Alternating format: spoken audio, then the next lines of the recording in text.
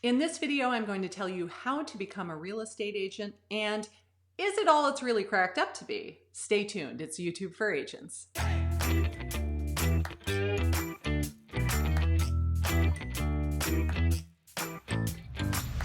Being a real estate agent can really set you on the path to financial freedom, but the washout rate the first year is something like 80%. And I really feel that that's because they don't teach you what you need to know in real estate school. So today, I'm going to tell you what you do need to know. My name is Karin Carr. I've been licensed since 2005. I first got licensed in Northern California, then we went to South Carolina, then we went to Atlanta, and then we went to Savannah. So I've been doing this for a long time in multiple different cities now. And having said that, every city and every state has its own rules and its own way of doing things. So this is kind of a broad generalization, but let's talk about the realities of being a full-time real estate agent. Number one, they do not teach you in real estate school how to find new business. And this is part of the reason why so many people fail their first year. When you get your license, you don't just sit down at your desk the first day and the phone starts ringing with people going, "Hello, I would like to buy a house. I'm approved for $1 million and I would like you to help me, please." Yeah, if only. It doesn't really work that way. Unfortunately, you are expected to go out and find your own clients. So how do you do that? You call for sale by owners. Hey, I see that you're for sale by owner. What's it going to take for you to hire the right real estate agent to get your home sold? You sit in empty open houses, hoping that people will come in that are not yet represented by a real estate agent, and they will love you so much that they're going to hire you to help them when they're ready to buy their first house. You can go door knocking, which is exactly like what it sounds like. You go door to door through a neighborhood. "Hello, we've just listed a home for sale down the street. Here's a flyer. Do you know anyone that wants to move into the neighborhood? Have you ever thought about selling your house?" And you do this over and over and over again, looking for the one person that says, "You know, we are thinking about selling our house." So can you get business this way? Of course you can, but it's a lot of work, time and effort to find the couple of people that actually are interested in buying or selling real estate. Is there a better way? Heck yeah, there's a better way, and it's called YouTube. It's attraction marketing. Let's put content out into the world, and if people are looking for it when they find it, they reach out to you and say, "I'd like to sell my house, and I would like to hire you to help me, please." Doesn't that sound more enjoyable? The second thing they don't teach you in real estate school is how to be a business owner. You will be self-employed. Yes, you are affiliated with a brokerage, but you are an independent contractor. You own your own business. You, as the CEO of your business, need to learn all about the finances. How much can you spend? What do you have to set aside for taxes? How do you make sure that your business is solvent and you're operating in the black and not in the red? And unfortunately, this is not anything they teach you in real estate school. So what do? You hire on with a brokerage and hopefully get a mentor who is going to teach you this stuff. Yes, there are online courses that you could take as well, but you want to learn these things because if you don't, you're going to be in a position where you did not hold back enough money for taxes. And when the IRS comes knocking on April 16th and they say, "You owe us $20,000, and you go,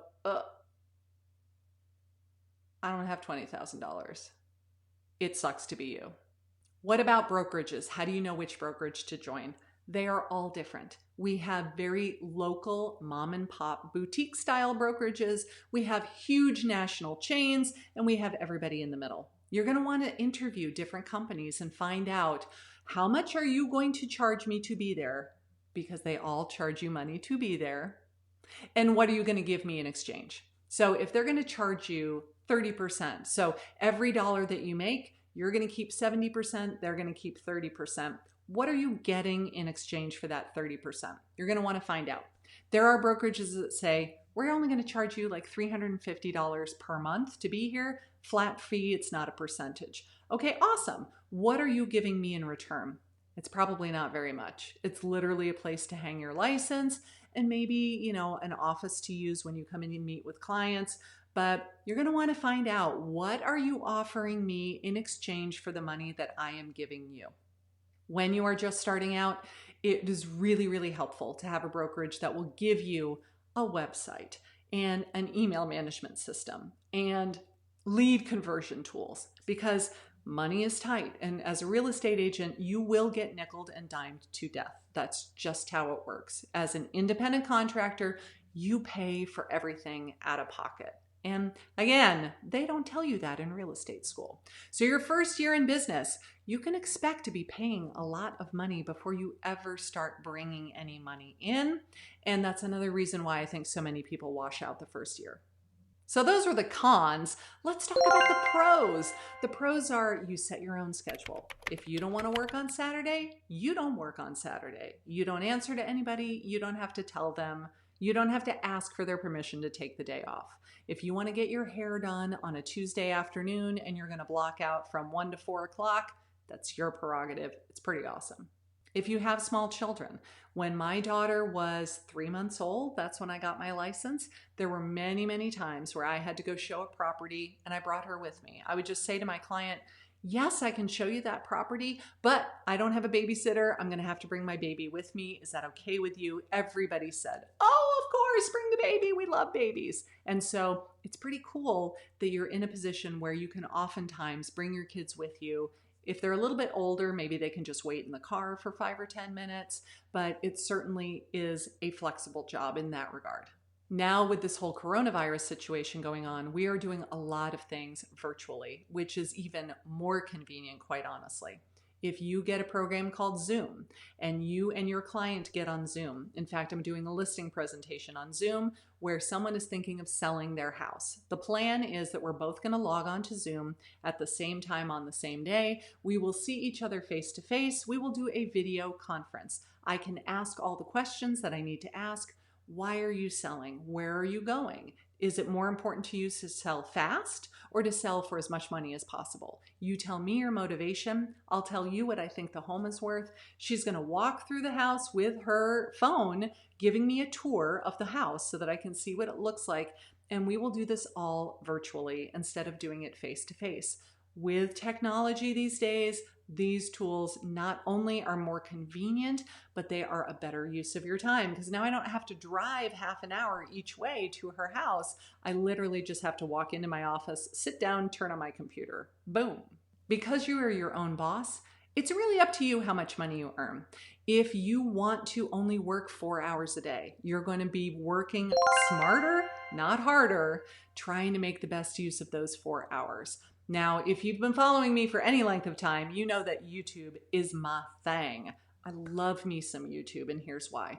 When you make a video answering a question that your prospects have, they do a Google search, they find the video, they watch the video, they like you, they watch another video, they like that one, they watch another video, they binge watch your content just like they would if they were on Netflix. Now they feel like they know you. When they are ready to buy or sell, they pick up the phone and they call you, or they send you an email, or they go to your website and they fill out a contact me form. Whatever it is that they do, when you get back to them, they go, oh my gosh, I can't believe you're calling me. You're famous. Oh my gosh, this is so cool. I'm talking to a famous person.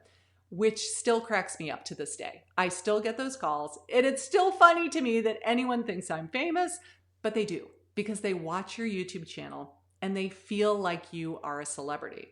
So when you say, I would love to work with you, they feel special. They sign on the dotted line without ever even interviewing anyone else 99% of the time, because they feel honored that you're agreeing to take their business, which is kind of crazy, but that is the power of video.